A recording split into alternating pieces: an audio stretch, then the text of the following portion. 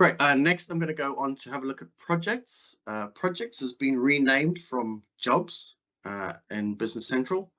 There's some new functionality in jobs, which we wanted to show you.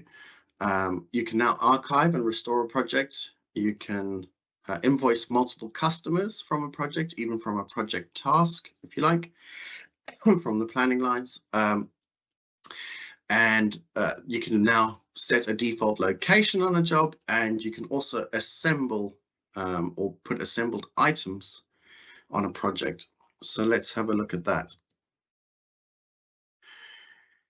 Back to Business Central, if I go to projects,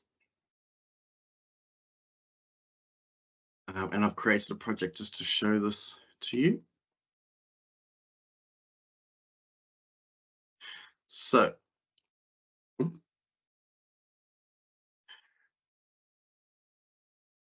if you'll see that on this project, there's some new tabs or new options on the tabs.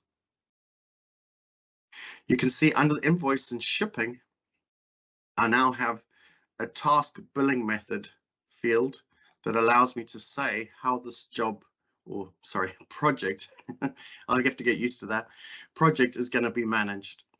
And you can see you can set to multiple customers. And what this allows you to do is then to set different customers for different job tasks.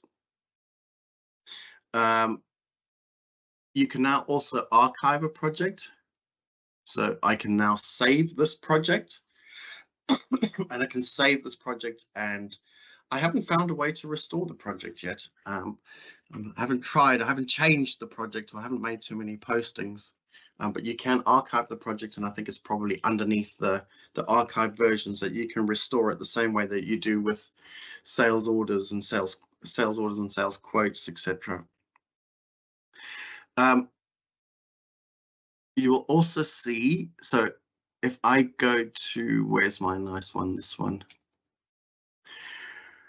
Within your planning lines,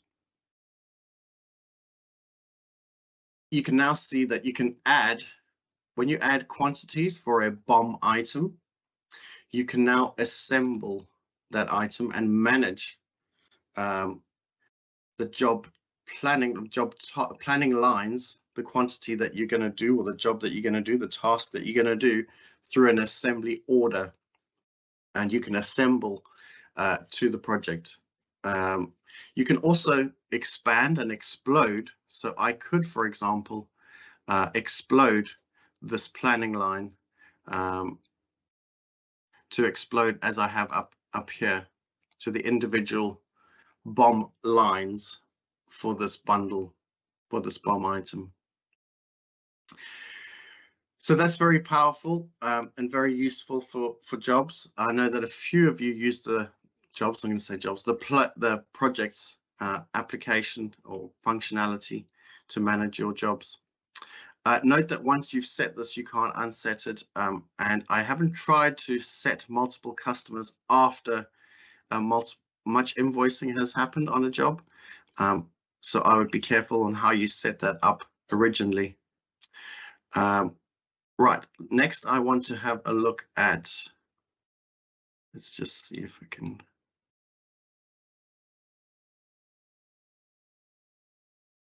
There we go, edit.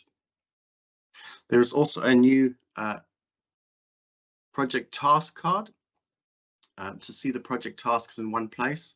And this allows you to set up and maintain the settings for that individual task. So that's new functionality that gives you the flexibility, and that specifically relates to the new customer and how you ship to that customer, what location you use for that customer, the currency for that customer.